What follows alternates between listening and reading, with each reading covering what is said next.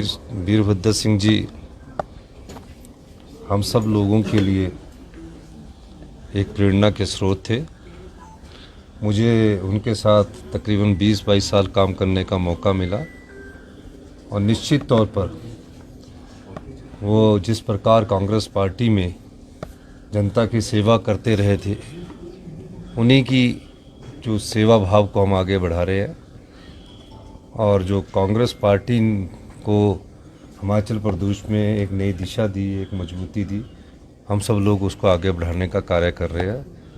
इस जयंती के अवसर पर हम सब का ये दायित्व बन जाता है कि हम लोग उनको याद करें, उनके किए गए कार्यों को याद रखें।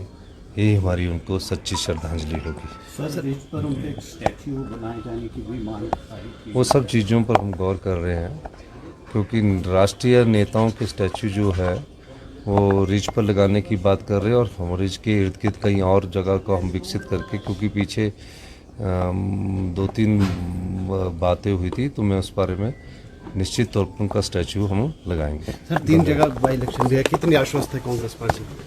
देखो, अभी तो चुनाव का पहला चरण हुआ है। जब नॉमिनेशन होता है पहला चरण होता है, अभी दूसरा और 3-4 चरण होते हैं कोई भी इलेक्टोरल पॉलिटिक्स में।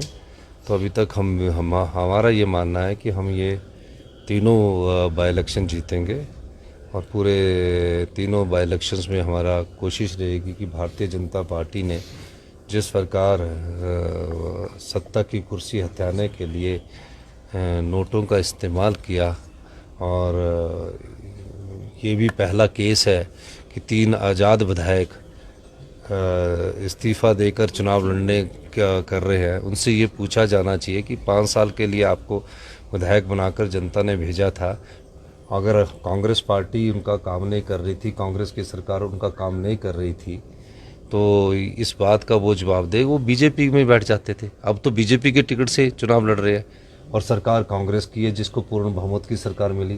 तो ये पूछा जाना चाहिए कि अगर आप जीत भी गए तो भी कौन से आपके काम हो रहे होंगे, क्योंकि सरकार तो कांग्रेस की है। तो ये समझ, अगर आज़ाद रह के कुछ नाराज़गी हमसे होती, बाद में कुछ हमारे साथ संबंध करते तो ज़्यादा काम होने थे। तो ये समझ नहीं आया कि इतिहास में ऐसा पहला ये केस है जिसमें आज़ाद प्रत्याशी इस्तीफ़ा दे रहे हैं। अगर कांग्रेस पार्टी के काम अच्छे नहीं थे तो वो कांग्रेस को छोड़कर बीजेपी के साथ विपक्ष में बैठ जाते। ये बड़ी विडंबना है और ये जनता ने उनको ना कांग्रेस, जब उनको जिताकर भेजा था तो उन्होंने, जब तीनों निर्दलीय जीत कर आए तो उन्होंने कांग्रेस को भी नकारा वहाँ की जनता ने और बीजेपी को भी नकारा, और ये सोचकर उनको आज़ाद जिताया कि ये कोई भी सरकार होगी उसमें सरकार बनने की कोई उम्मीद नहीं थी, उनसे ये काम करवाएंगे। तो ये करवाने में नाकाम रहे। अगर विपक्ष में बैठना ही था, बीजेपी के साथ जाना ही था, तो इस्तीफा क्यों दिया, वैसे ही बैठ जाते। ये मैं कहना चाहता हूँ। धन्यवाद। भाजपा के 9 विधायक की मामला लंबित है सर, आपने देखिए, भारतीय जनता पार्टी के 9 विधायकों ने जब बजट सत्र था उस समय उन्होंने जो हमारे अध्यक्ष महोदय उसकी सीट की अवमानना की थी और पेपर फाड़े थे। ये भी हिमाचल के इतिहास में पहली बार हुआ कि विधानसभा की एक गरिमा होती है, उस गरिमा को ठेस पहुंचाई है। माननीय अध्यक्ष महोदय ने इनको नोटिस दिया था, उसका उन्होंने जवाब दिया है।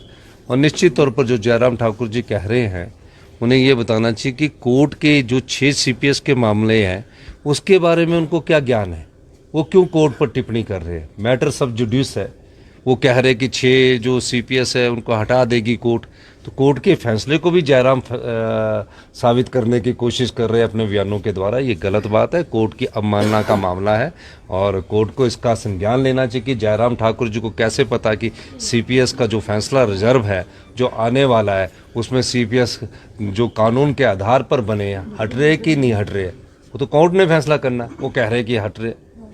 उसी तरह स्पीकर के जो 9 विधायकों का फैसला है वो सुरक्षित रखा है। कांग्रेस पार्टी क्या उनको निष्कासित करने की मांग करती है? नहीं, कांग्रेस पार्टी ने लिख के दिया, ये अध्यक्ष का है। मैं उस जिस तरह मैं कोर्ट के मामले में नहीं बोल सकता, उस तरह अध्यक्ष का भी एक कोर्ट होता, उस मामले में भी मैं बोल नहीं सकती। धन्यवाद।